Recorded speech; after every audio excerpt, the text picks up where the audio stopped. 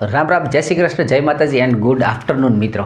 કેમ છો બધા? બધાને પહેલાં આજ તો ધૂળેટી છે એટલે હેપી હોળી અને હેપી ધૂળેટી. બધાને સરસ મજાના રંગોથી બપોર સુધી રમ્યા હશો. તહેવાર જે છે એનો ઉત્સવની જેમ તમે બધાએ મનાવી ચૂક્યા હશો. હવે બપોર પછી મને એવું છે તડકો છે, બધા આરામ કરતા હશો તો કોઈક ને કોઈક બધા વિડીયો જોતા હશો. તો મને 2-4 વિદ્યાર્થીઓએ જે એક્ઝામ પૂરી કરી એમાંના કોઈ પાસ થયા, નાપાસ થયા, કોઈની સારે એમ કહેવાય કે ભાઈ કોઈની પાસે સારી વાત હતી, કોઈ પાસે થોડુંક દુઃખનો માહોલ હતો. એમાંના મને 2-3 પ્રશ્ન જે છે સ્ટુડન્ટ મોકલ્યા કે સર આ પ્રશ્ન જે છે ને મને પરીક્ષામાં ન આવડ્યા અથવા તો થોડોક હું મૂંઝાયો, મેં છોડી દીધા.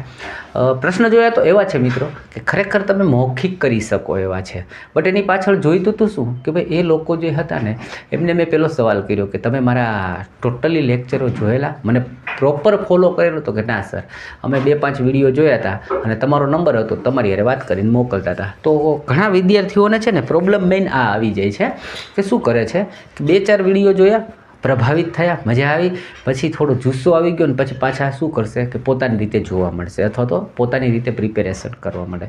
યા તો શું કરશે કોઈ બીજા ચેનલનો એક સારો વિડીયો એવો એનાથી પ્રભાવિત થયા, 2-4 વિડીયો ત્યાં જોવે, વળી કોઈ નવી ચેનલ હાથમાં આવી, વળી ત્યાં 2-4 વિડીયો. એટલે એનાથી શું થાય, સ્ટુડન્ટ છે ને એ આમથી આમ ફરતો રહે છે, તો એ એમને ખૂબ જ નુકસાન કરે છે. કારણ કે એણે જે મોકલા એ બધા પ્રશ્ન મેં કરાવેલા હતા, ફ્રી લેક્ચરમાં મૂકેલા હતા, મફતમાં આપણે યુટ્યુબમાં કરેલા હતા. અહીંયાથી એક વાત સરસ મજાની શીખવા એ પણ મળે છે કે તમે લોકો ઘણીવાર આવી નાનકડી ભૂલ કરી નાખતા હોય. કોઈ પણ ટીચરને હું એમ નથી કહેતો કે મને જ ફોલો કરો, તમે કોઈ પણને એક વખત ફોલો કરવાનું ચાલુ કરો ને તો પછી એમને છેક સુધી એના જ વિડીયો જુઓ, જેથી કરીને તમે જે જોયું એ 5 ટોપિક આવડ્યા પણ એના પછીને એણે 500 ટોપિક મૂક્યા તો એ તો તમે રહી ગયા. બીજા કોઈ ચેનલમાં ગયા તો એના 5-7 ટોપિકથી તમે પરિચિત થયા, બાકીના ટોપિક તો તમે રહી ગયા. તો આમ કરવાથી શું થાય છે કે નુકસાન જે છે લાંબા ગાળે તમને જ થાય છે. તમે આમથી આમ ફરે રાખો છો. ઓકે, 2-3 દાખલાઓ મોકલા છે, બતાવીએ અને તમને થોડુંક આઈડિયા પણ આવે. એમણે તો મને હિન્દીમાં મોકલેલો છે એકાદો પ્રશ્ન, પણ હું તમને સમજાવી દઉં અને અહીંયા દેખાય એવી વ્યવસ્થા હું કરી આપીશ. જો પહેલાં હું પ્રશ્ન વાંચું. એણે શું કીધું, એક સમબહુભુજ, પહેલાં હિન્દીમાં વાંચી દઉં પછી એનું ગુજરાતી સમજાવીશ. અને મેં પણ આનો વિડીયો છે ને 3 અલગ અલગ રીતે મૂકેલો, 3 ટ્રીકથી મૂકેલો હતો. અને અત્યારે હું તમને મૌખિક કેમ ગણું એ પણ શીખવાડી દઉં કે તમે પ્રશ્નને પરીક્ષામાં માત્ર વાંચીને આન્સર કરી શકતા હતા, જે આ ભાઈથી નથી થયું. આપણે કોઈનું નામ નથી લેતા જેથી એને સારું ના લાગે. શું કહે છે, એક समबहुभुज ए के बाह्य कोण और अंतः कोण का अनुपात 1:4 है. ए की भुजाओं की संख्या જ્ઞાત કીજીએ. એટલે કે ભાઈ એક એ નામનું એક છે ને સમબહુભુજ આપી દીધું એમણે, અને એનો જે અંતઃકોણ અને બાહ્ય કોણ જે છે એનો રેશિયો આપ્યો 1:4. હવે શું કીધું કે તો એ બહુભુજ જે બન્યું છે ને બરાબર છે, એની અંદર કેટલી ભુજાઓ, બાજુઓ કેટલી છે ને રાઈટ આન્સર છે 10. હવે જો હું તમને સમજાવી દઉં, આમાં થોડુંક તમને ખાલી થિયરિકલ નોલેજ હોય ને તો બી તમે કરી શકતા હતા. પહેલું તો એણે શું કીધું કે ભાઈ આ ઇન્ટરનલ અને આઉટર એટલે કે અંદરનું અને બાહ્ય કોણ જે છે એનું એણે આપણને શું આપ્યો કે રેશિયો આપ્યો, બરાબર છે. હવે એક થિયરી છે અહીંયા એટલી જ ખબર હોવી જોઈતી હતી તો બી 80% પ્રશ્ન થઈ જાય કે બહુભુજ હોય ને અંતઃકોણ ને બાહ્ય કોણનો સરવાળો હંમેશા 180 થાય, બરાબર છે. શું કહેવા માગું છું, માનો કે ભાઈ આ ટાઈપનું કોઈ બહુભુજ છે, એને હું અહીંથી લંબાવી દઉં તો આ અંદરનો ભાગ થયો ને આ બહારનો, આ બેને જોડી દઈએ તો 180 થાય, બરાબર. સિમ્પલ નોલેજ હતું. તો એ આ બંનેનો સરવાળો જે છે ને એ 5 થાય છે રેશિયોમાં, પણ થિયરી એમ કહે છે કે એ બેનો સરવાળો છે ને 180 થવો જોઈએ. એનો મતલબ છે કે ભાઈ 5 રેશિયો બરાબર 180 છે. તો તમે જુઓ 5 તેરીને 15, 3 વધ્યા, આ શૂન્ય મૂકી દઈએ એટલે 5, 6 ને 30. એનો મતલબ કે એક રેશિયો જે છે ને એ 36નો છે. શું થયું, એક રેશિયો જે છે એ 36નો છે. એ તો ખબર પડી ગઈ. આવા 5 રેશિયોની અંદર આખું બહુભુજ વિખાયેલું છે. બીજી એક થિયરી હતી કે કોઈ પણ બહુભુજ આવી રીતે તમે ગમે એવી રીતના બનાવેલો હોય પણ એના અંદરના ખૂણાઓ જે છે એ બધાનો જો તમે સરવાળો કરો ને તો 360 થાય. કેટલા થાય? 360 થવું જોઈએ. એનો મતલબ કે ભાઈ 360 અંશની અંદર આખું બહુભુજ વહેંચાયેલું છે અને જેનો દરેક કોણ છે એ 36નો છે. એટલે 360 ભાગ્યા 36 કરું, 36 ઉડી ગયા, શૂન્ય વધ્યું, એનો મતલબ કે 10. તો આવી કેટલા બાજુઓ હશે, કેટલી બાજુની અંદર વહેંચેલો? 10 બાજુની અંદર વહેંચેલો.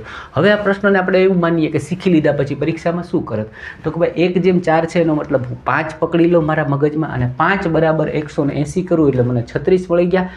ઓકે, તો કે ભાઈ એક ખૂણો 36નો છે તો એવા કેટલા ખૂણાથી બનેલી કેટલી બાજુ હશે, તો હું 360/36 એટલે સિમ્પલ થઈ ગયું કે ભાઈ 10 બાજુ છે. તો આવા ઇઝી પ્રશ્નો જે છે એને આપણે ઓલરેડી ક્લાસની અંદર ફ્રી ઓફમાં, ક્લાસ એટલે કે યુટ્યુબ વિડીયોની અંદર આપણે ઘણા બધા મૂકેલા હતા. પરંતુ પ્રશ્ન ક્યાં આવ્યો કે તમે કે જે વિદ્યાર્થી છે એને પ્રોપરલી રેગ્યુલર આપણને શું કહેવાય ફોલો ના કરે, 2-5 વિડીયો જોયા પછી આપણો નંબર હોય તો નાનું મોટું મોકલે રાખે. આપણે એક વિડીયોની અંદર આવા નાના મોટા પ્રશ્નો, કન્ફ્યુઝનો અને તમને હેલ્પ કરવા માટે સોલ્વ બી કરાવતા હોઈએ છીએ. એના સિવાયના 2 પ્રશ્ન છે એ હવે હું તમને ખાલી બતાવું તો તમને એવું લાગશે કે આ પણ ઇઝી જ પ્રશ્ન હતા. બરાબર, અહીંયા દેખાશે. જો એને શું કીધું કે વર્ગમૂળની અંદર 2916 બરાબર 54 છે, તો નીચે પછી એ જ વસ્તુ જે છે એને લંબાવીને આપી. હવે અહીંયા માત્ર ને માત્ર તમને પોઈન્ટ મૂકતા આવડતા હોય તો તમે ઇઝીલી કરી શકતા હતા. આખો પ્રશ્ન તમને દેખાશે ને એનો જવાબ બી દેખાઈ જશે, કંઈ કરાવવાની જરૂર નથી. ઓકે, પણ તમને ખબર પડે, વાકેફ થાવ.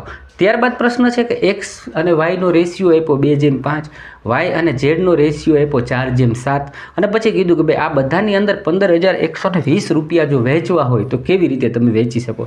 તો આ ટાઈપના મેં રેશિયોનું આખું ચેપ્ટર કરાવ્યું, એમાં બી બતાવેલું હતું. જો અહીંયા શું કરવાનું હતું તો કે તમારે એક્સ, વાય અને ઝેડ લખી નાખવાનું હતું. એક્સ અને વાયનો રેશિયો એને આપી દીધેલો છે કે 2:5. ઓકે, વાય અને ઝેડનો રેશિયો આપેલો છે તો કે 4:7. હવે અહીંયા આ બધાને તમારે પહેલાં તો રેશિયોમાં વહેંચવા પડે. જુઓ, આના ઘણી બધી મેથડ છે. એક તો તમે બાજુમાં જે ખાલી છે એને ખાલીમાં જે આગળની સંખ્યા છે એ મૂકીને રેશિયો પૂરો કરી શકો. અહીંયા 4 છે તો અહીંયા મૂકીને 4 રેશિયો પૂરી કરી શકો. પછી આ બધાનો તમે ગુણાકાર, 4 દુ ને 8 થયા, બરાબર.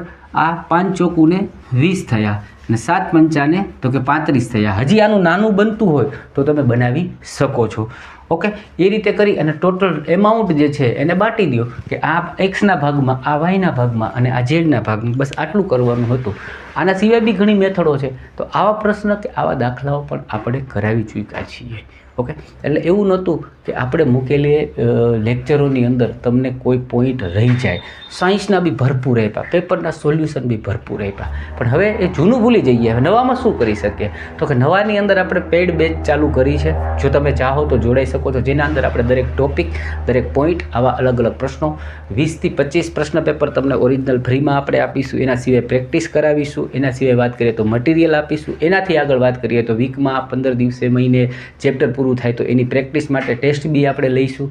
અને એની ફીઝની વાત કરીએ તો 5,000 આપણે ફીઝ રાખેલી છે. મારો નંબર શરૂઆતમાં જ આવી ગયો છે. તમે ચાહો તો તમે જોડાઈ શકો છો. અને આજે એમ કહેવાય કે ભાઈ હોળી ધૂળેટીનો સરસ મજાનો પર્વ છે, એમાં એક સારી વસ્તુની પસંદગી કરી અને તમારા લાઈફને, તમારું ફ્યુચર જે છે એને તમે બ્રાઇટ કરવા માંગતા હોય તો આ અચૂકથી જોડાઈ શકો છો. બાકી તમે બધા સફળ થાવ તેવી શુભેચ્છા સાથે આ વિડીયો જે છે ને અહીંયા પૂરો કરીએ છીએ. મળીએ બીજા વિડીયોમાં કંઈક સારી વાતો સાથે, કંઈક સારું નવું શીખવાની સાથે. ત્યાં સુધી વ્યસ્ત રહો, મસ્ત રહો, એકદમ તંદુરસ્ત રહો.